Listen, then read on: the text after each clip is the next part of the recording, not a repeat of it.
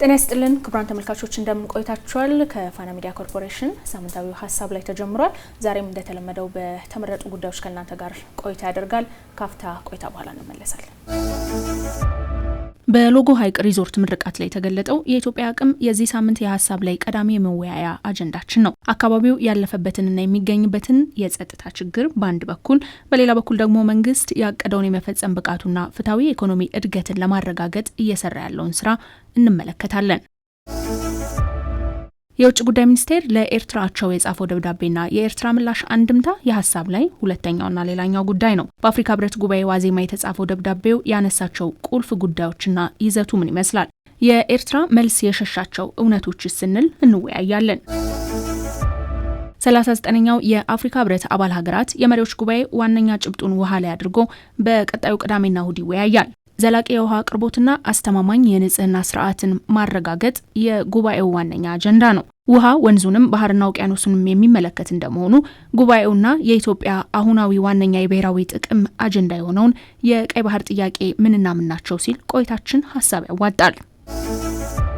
አብራችሁ እንድትቆዩ እንጋብዛችኋለን ተመልካቾች። ውብርስ ተሰማ፣ ደረሰ አማረና እስጢፋኖስ አበራ አብረናችሁ እንቆያለን። ወደ ቆይታችን በቀጥታ እንሸጋግራለን። እንኳን ደህና መጣችሁ። እንኳን ደህና ቆይሽ። እንግዲህ መግቢያችን ላይ እንዳስተዋወቅ ነው ዛሬ ቆይታ ከምናደርግባቸው ርዕሰ ጉዳዮቻችን ቀዳሚው የሎጎ ሐይቅ ነው። ሎጎ ሐይቅ እንግዲህ በገበታ ፕሮጀክቶች ውስጥ በሶስተኛው ምዕራፍ በገበታ ለትውልድ ፕሮጀክት ግንባታው ተጠናቆ በቅርቡ ለምረቃት የበቃው ፕሮጀክት ነው። በገበታ ለትውልድ ደግሞ አይ ቲንክ ሶስተኛው መዳረሻ ይመስለኛል። የገበታ ፕሮጀክቶችን በአጠቃላይ በውስጡ እንግዲህ ደጋግመን እናነሳለን። ገበታ ፕሮጀክቶች ሲነሱ የተረሱ ከዚህ በፊት እምብዛም ትኩረት ያላገኙ ነገር ግን አሁን እየተሰራበት ባለው አቅም ሀገር ኢንቨስት ስታደርግባቸው ደግሞ ለሀገር ኢኮኖሚ ይዘው ከሚመጡት ገጸ በረከት አንጻር በእጅጉ ብዙ የተባለላቸው ናቸው። እሳቤውም በዛው ልክ የሚታይ ነው። ሎጎ ሐይቅም አሁን ሌላኛው አዲሱ ማሳያ ሆኖ መጥቷል። ለዚህ ሀሳብ ጠቅላይ ሚኒስትር አብይ አህመድም በርካታ መልእክቶችን በስፍራው ሲያነሱ ነበረ። እንድንጀምር ማስበው የአጠቃላይ ገበታ ፕሮጀክቶች ሎጎ ሐይቅን ጨምሮ መዳረሻቸው ሲለይ ወይም ደግሞ እየተሰሩ ያሉት ፕሮጀክቶች እዚህ አካባቢ ተብሎ ሲለዩ ፍትሐዊ የኢኮኖሚ ተጠቃሚነትን ለማረጋገጥ በሁሉም የሀገሪቱ አካባቢዎች ላይ ለመስራት እየተደረገ ካለው ጥረት ጎን ለጎን የነበሩ የባህል፣ የሃይማኖት በውስጡ ደግሞ ታሪካዊ የሚባሉ የቱሪዝም የመዳረሻ አቅሞችን ትኩረት አድርገው የሚሰሩ ናቸው። ጠቅላይ ሚኒስትር አብይ አህመድ በሎጎ ሐይቅ ምረቃት ላይም የሐይቅ እስጢፋኖስን ጉዳይ እንደዚህ ሲያነሱ ነበረ። በአካባቢው ያሉ እምቅ ሀብቶችን ፖቴንሻል የሆኑ የቱሪዝም ሀብቶችን ቅድም እንዳነሳሁት ከባህል፣ ከሃይማኖት፣ ከታሪክ ጋር የሚገናኙ ሊሆኑ ይችላሉ። እነዚህን አብልጦ ለማሳየት ለማጉላት እንደዚህ ያሉ የቱሪዝም ኢንፍራስትራክቸሮች ያስፈልጉናል። እነዚህ መሰረተ ልማቶች በሌሉበት አለን የምንለውን ሀብት መግለጽ አንችልም የሚልን ሀሳብ ሲያነሱ ነበርና ደሬ አንተ ጋር ልምጣና እንዴት ይታያል ይሄ ሀሳቤ? በምንስ ያህል ርቀት ደግሞ ከዚህ ሀሳብ ጋር በተናበበ መልኩ እስካሁን የመጣንባቸው በገበታ ለሀገር፣ በገበታ ለሸገር፣ በገበታ ለሀገርና በገበታ ለትውልድ ባሳካናቸው እንደ ሀገር ፕሮጀክቶች ውስጥ ይሄን ሀሳብ ምን ያህል ማየት እንችላለን? አመሰግናለሁ ብርስት። ያው ቀደም ሲል እንዳነሳቸው በብዙ መልኩ እነዚህ ፕሮጀክቶች የኢትዮጵያን መልክ እየቀየሩና እንደዚሁም ደግሞ ታሪካችንን የተፈጥሮ ሀብታችንን አውጥተን እንድንጠቀም የሚያስችሉ ቱሪዝሙም እንዲነቃቃ መንገድ እየከፈቱ ካሉ ፕሮጀክቶች መካከል የሚጠቀሱ ናቸው። እንደሚታወቀው ከዚህ በፊትም ተደጋግሞ ሲጠቀስ እንደነበረው ይህ ውጥን የተጀመረው መጀመሪያ የመንግስት ተቋማት ቢሮዎችን ከማደስ ነው። አሁን በሀገር ደረጃ በሁሉም ክልሎች የተስፋፋበት ሁኔታ መመልከት እንችላለን። የገበታ ለሸገር ምን ያህል ውጤት እንዳመጣ እናውቃለን። በአዲስ አበባ የተለያዩ አካባቢዎች የተሰሩት ፕሮጀክቶች በተመሳሳይ ገበታ ለሀገር እንደዚሁ ትልቅ ውጤት አምጥቷል።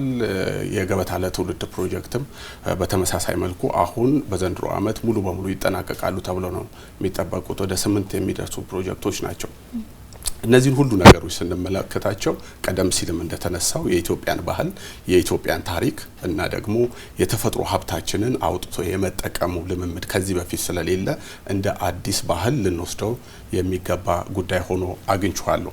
ከሎጎ ሀይቅ ሪዞርት ጋር ተያይዞ የተነሳው ሀሳብ በተለይ በአማራ ክልል እምቅ የሆነ የተፈጥሮ ሀብት አለው።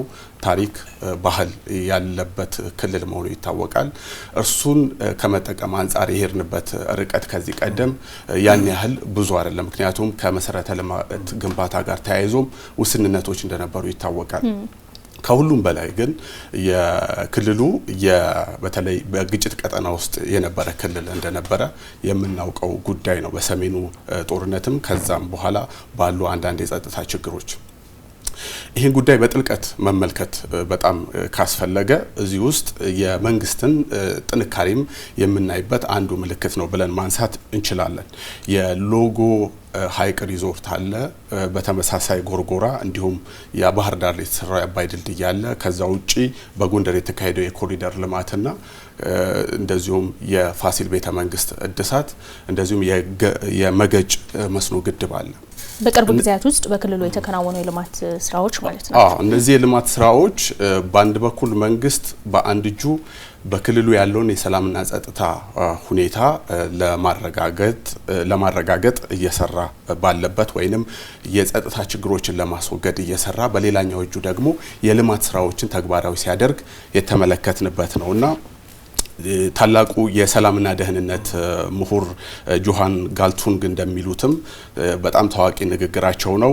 ሰላም ማለት በዛ አካባቢ የግጭት አለመኖር ብቻ ሳይሆን ማህበረሰቦች እንዲበለጽጉ የሚያስችሉ ሁኔታዎችም መኖር ጭምር ነው ብሎ ያነሳልና ይሄን ስናነሳ በአንድ በኩል የተሟላ ሰላምና ዘላቂ ሰላም በክልሉ ተረጋገጠ ማለት ማህበረሰቦችን የሚያበለጽጉ የልማት ስራዎች መከናወን አለባቸው።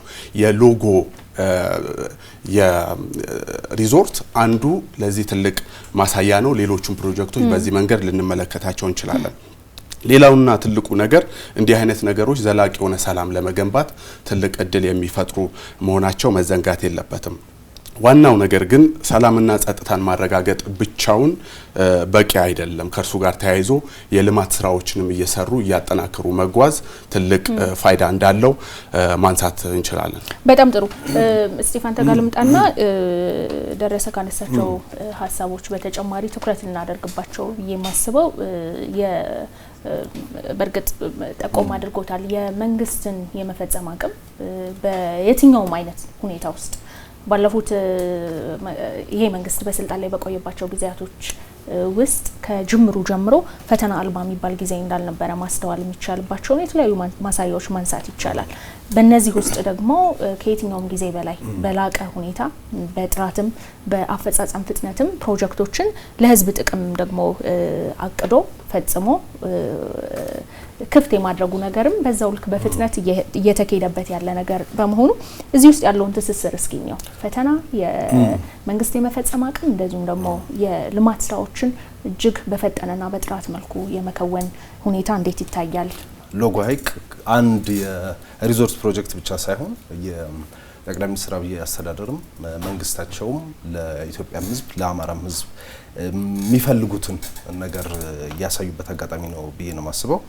በሎጎ ሀይቅ ውስጥም ብዙ ነገሮች ተገልጠዋል ብዬ አስባለሁኝ። አንደኛ ራሱ ይሄ የብዝሃ ዘርፍ የኢኮኖሚ ወይም ደግሞ የመደመር የኢኮኖሚ ፍልስፍና መሬት ወርዶ የታየበት ነው ብዬ ነው ማስበው። ከዛ በተጨማሪም ደግሞ መምራት ወይም ደግሞ መሪነት በራሱ የከፍታውን የጨመሩበት ነው ብዬ ነው ማስበው። እንግዲህ መምራት ከዚህ በፊት እንደምናውቀው የተሰጠንን ኃላፊነት ወይም ደግሞ ግዴታችን ብቻ መወጣት ነው። አሁን በዚህ ፕሮጀክት ላይ ግን የታየው ጠቅላይ ሚኒስትሩም አስተዳደራቸውም ኃላፊነታቸውን ብቻ ሳይሆን ከኃላፊነታቸውም ውጪ ሄደው በራስ የገንዘብ አቅም በራስ የፋይናንስ ምንጭነት እነዚህ ስራዎች የተሰሩበት ነው። በአጠቃላይ የመደመር የኢኮኖሚ ፍልስፍናም መሬት ወርዶ የታየበት አዋጭነቱም የተገለጠበት ነው ብዬ ነው የማስበው። በተለይ ደግሞ የመንግስትና የግሉ ባለሀብት ሲጣመር አንድ ላይ ሲሆን ምን መስራት እንደሚችል የሚያሳይም ነው። ከዚህ በፊት ሌሎች ፕሮጀክቶችም ነበሩ እንግዲህ በተመሳሳይ በገበታ ለሀገር ለሸገር ለትውልድ ብለው በተቀየሱ ዘርፎች ማለት ነው እንግዲህ ከጨበራ ጩርጩራ እስከ ዝሆን ዳና ሎጅ የወንጪን የጎርጎራን የቤኑናን አሁን ደግሞ ባለፈው ሳምንት የሸበሌ የደንቢ አሁን ደግሞ መጨረሻ ላይ የመጣው እንግዲህ ይሄ የሎጎ ሀይቅ ነው ማለት ነው። ሎጎ በወሎ ላይ መሰራቱ የራሱ ትልቅ ትርጉም አለው ብዬ አስባለሁ። ምክንያቱም ወሎ አንደኛው የኢትዮጵያ መልክ ብቻ ሳይሆን ራሱ ኢትዮጵያም ነው ብለን ልንገልጸው እንችላለን። ምክንያቱም ወሎ ውስጥ የሌለ ህዝብ የለም። አማራው ከኦሮሞ፣ ኦሮሞ ከአፋሩ፣ አፋሩ ከትግሬው፣ ትግሬ ከአገቡ እንደዚህ ተቀላቅለው የሚኖሩበትና ኢትዮጵያን በትክክል የምናይበት ነው። በእምነት ብንመጣ ክርስትናው ምስልምናው አብረው የሚኖሩበት ነው። የሎጎ ሀይቅ መሰራት ወሎን ያነቃቃል። የኢትዮጵያ ማን ነው የሎጎ ሀይቅ መሰራት ከተማን ብቻ ሳይሆን ከታች ጀምረን ከነባቲ ጀምረን እነ ኮምቦልቻን ይዘን እነ ደሴን ይዘን እስከ ወልዲያም ያንን አካባቢ በሙሉ ይዞ ሊነሳ የሚችልና በውስጡም ብዙ ነገሮችን ሊፈጥር የሚችል ነው። የሎጎ ሀይቅ መሰራት ሪዞርት መሰራት የወሎን ኢኮኖሚ ብቻ ሳይሆን ወይ ደግሞ ቱሪዝሙ ብቻ ሳይሆን ትራንስፖርቱን የሚያነቃቃል። እንግዲህ አንድ አካባቢ ቱሪስት መዳረሻ ሲሆን የቱሪዝሙ ዘርፍ ይነቃቃል፣ የትራንስፖርቱ ዘርፍ ይነቃቃል፣ ከተሞች ይነቃቃሉ።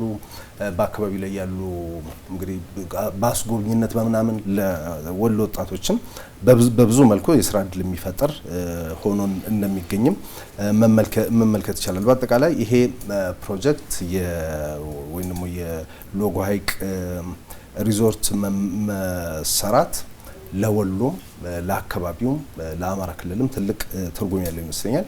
እንደዚህ አይነት የቱሪዝም መዳረሻዎች መስፋታቸው ደግሞ በኢትዮጵያ ኢኮኖሚ ውስጥ የሚፈጥረው አቅም ከፍተኛ ነው ብሎ መግለጽ የሚቻል ይመስለኛል። የቱሪዝሙን ዘርፍ ትሩፋት ለመቋደስ ወይ ደግሞ በተገቢ መልኩ ለመቋደስ ግን ከሚያስፈልጉ ነገሮች መካከል አንደኛው ሰላም ነው። ቅድም ደረሰም እንደተጠቃቀሰው የአካባቢ ሰላም ካልሆነ የአካባቢ የተረጋጋ ካልሆነ ከዘርፉ ልናገኛቸው የምንችላቸው ነገሮች በአግባቡ ማግኘት የምንችል አይመስለኝም። ይገባኛል።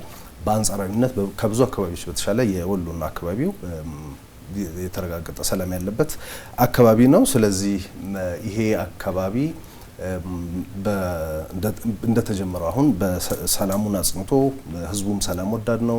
ከሌሎችም ጋር የመኖር ባህሉ ጠንካራ ስለሆነ በሰላሙን አጽንቶ መቀጠል ከተቻለ የሎጎ ሀይቅ ሪዞርት አንድ ወሎንም በአጠቃላይ የአማራ ክልልም ብለንም ደግሞ ኢትዮጵያንም ሰሜን ኢትዮጵያንም በብዙ መልኩ ሊቀይር የሚችል አንድ የእድገት እንደ መስፈንጠሪያ እንደ ስፕሪንግ ቦርድ ሊወሰድ የሚችል እና የጠቅላይ ሚኒስትሩም ሀሳብ መደመር የሚለው ምሳቤ በትክክል መሬት ወርዶ የታየበት ፕሮጀክት ነው ይላል። በጣም ጥሩ። እንግዲህ የሎጎ ሀይቅ መመረቅ በሶስተኛው ምዕራፍ የገበታ ፕሮጀክቶች እንግዲህ በገበታ ለትውልድ ያነሳናቸውን ሀሳቦች ጨምሮ እንግዲህ የገበታ ፕሮጀክቶች እሳቢያቸው ምንድነው? ከዛ ደግሞ የሚመጣው አጠቃላይ በሁሉም አካባቢዎች ኢኮኖሚያዊ ፍትሃዊ የሆነ በተለይ ኢኮኖሚያዊ ተጠቃሚነትን ይዞ የሚመጣው ትሩፋት ያለንን አገራዊ የቱሪዝም አቅም በተሻለ የመግለጡ ጉዳይ ከዛ አልፎ ደግሞ ባለንበት የተለያዩ ፈተናዎች ውስጥ እንደ ሀገር